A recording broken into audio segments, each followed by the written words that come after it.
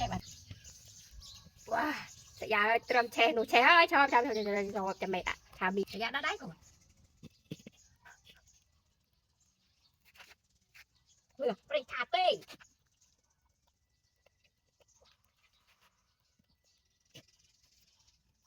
tê mực chọc dạ công linh mực cái ao này rõ dạ đây công linh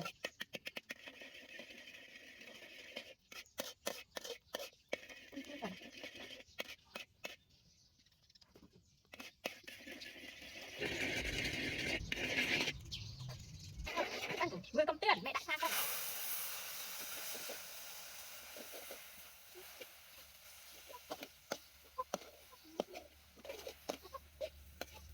dạ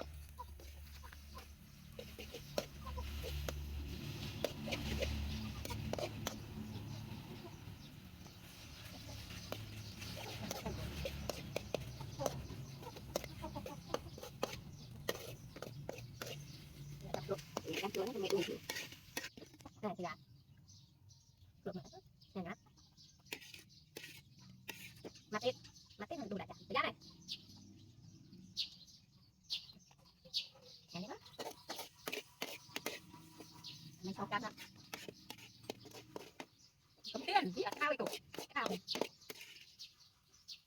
mà nó đai chân cái nó điện bài rồi con anh ăn cái nào này cái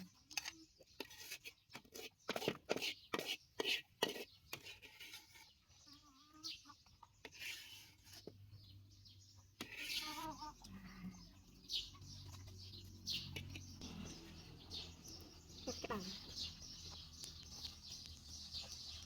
này